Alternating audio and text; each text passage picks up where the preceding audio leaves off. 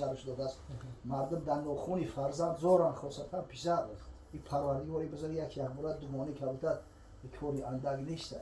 در شما با دو باشیم ماشاءالله پروردگار همتون به همین روزای سعادت برسونه. درد شنبه بگوسونه چی؟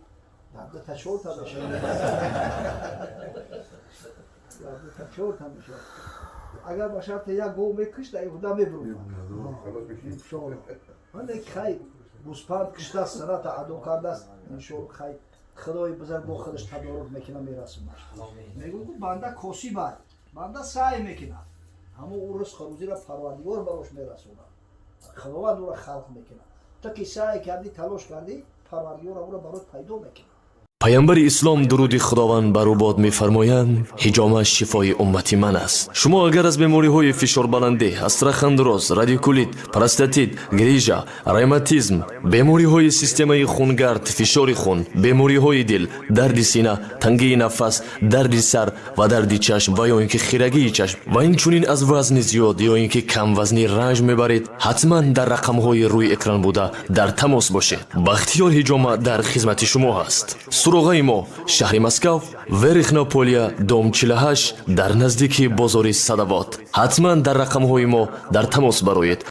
امام غزالی قصه میکنه میگه یک مرد فرزنددار شده است اک او یک یافته است یشون کوی بود کنید دهقان بود است بیچاره قصد کرده است که اما عقیقه را به جا بیاره از بس که پول نداشته است این دهقانا زمانی پیش بیچاره هیچی پسنداز نداشتند همین تو موسمی حاصل هم داشتن نمیشید پول نمیافتند عادتا به قرض زندگی میکردند پیش سرکاری محله میآید میگه یگان یک دینار را یگان جو قرضم بیاوردم من یک مال بخرم یک گوسفند بخرم این عقیقه فرزند من به جا بیارم این سرکار هم آدمی صالح آدمی خوب دستش میگیره و در همون شهر در همون منطقه ها کجا یک آدمی رئیس به دست تاجر به دست پولدار به دست خانه به خانه و دکان به دکان میگردونش یعنی برادر یک کاری خیر داره کدام قرض حسنه میتین یک دینار تا وقت یعنی حاصلش گرفتن اگه آدمی کمبغل قرض یافتنش بسیار مشکله بیچاره میگه فتادگر فی المثل از آسمان سنگ زند بر پای مردی عاجزی لب اون یکی خر داشت پالانش نبود یافت پالان گرد خر را در بود بیچاره خر داشتش تقم نداشتش تقم یاوه که گرد خرش میخره بود کوزه بودش آب مینامد به دست آب را چون یافت خود کوزه شکست یک دینارش نمیتن بعد نماز عصر میخونن در یک مسجد هر دش غمگین و معیوس سرکو خم برگشته اومده استیان از پیش قبرستان میگذرن چشم یمو سرکار در قبر یک مردی خدا میگذره یک مردی صاحب دین با غیرت با سخاوت فلانی میگه خدا رحمت مغفرت کنه ناموسی همین دیار تو بدستی هر وقت کسی را کارش میغلطید درست پیش تو میوارد و کارش بود میکردی من خیال میکردم این مردم همه رنگی تو هم افسوس صد افسوس که این خیال نبود است اینا تو نماز عصر گشت چرخ زدیم یک دینار برای یک برادر مسلمان شو قرض حسنه ندادن خدا رحمتت کنه ببینی همین آدم خوبه در همون بعد مردن هم انشالله در حقش دعای خیره گورش هم بشه گرشنه بعد در خونه میآید یک دیناری به جایی داشته است و یک روزی سیاهی را پنهان کردگی همون دینار را میگیره از بین میشکنه و میگه خیلی یک بز بکش برای تو را بسای که حاصل تگرفتی بعد همون نیم دیناری قرض نمیاری میدی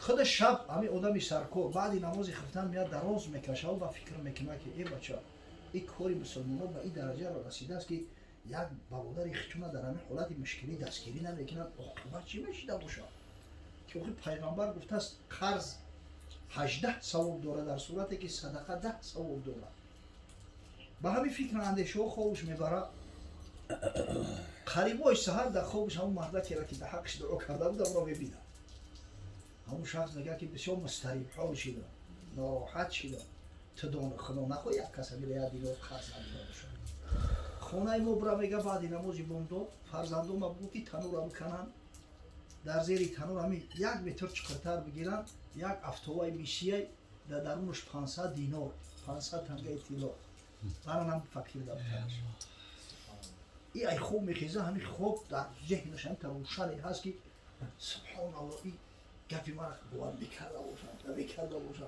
میروم نماز هم میخونه و ددیله به خونهشون میروم. فرزندو شاید میگه که بچه ها دین در حق پدرتو دعا کرده، همیشه پدر در خواب اومد پدرتون اوکی خیلی من پیغمبر نیستم که خوابی من درست یقین باشم، امکان داره من خطا کرده باشم.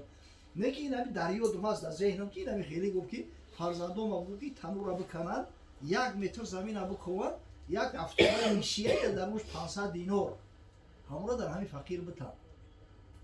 شما اختیار دارید اوکی تنور تولی کرشویه ما گفتم پدر ما در حیاتش دروغ گفتگی نیست، نکن بعدی مردنش دروغ بوده نکنیم. تنور را کندن 1 متر چقدر گرفتن که حقیقتا هم افتوبای میسی برومد در درموش 500 زلاتای چروانی است. دینار زلاتای چروانی است سیاقی 500 تاش این خیلی پولای. و گفت که این میراث پدر تولای. پدر فراموش کرده. زمان پیش سیف نبود، بانک نبود. مردم برای روزی مبادا همینطوری میگرفتن تیرو نقره در زیر زمین گور میکردن. وای دز نیو او را خونه را دز دم بزنه وای مثال امین میمونه کو. پیشتر کوتاه گفت که میراث پدرتون رو خوب بیچاره هم 1 دینار قرض پرسیده استفاده همون چی طلب ندارم.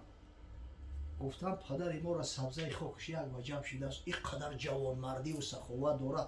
مرگ ما زنده که غیرتی هم مرده را نداشته باشیم.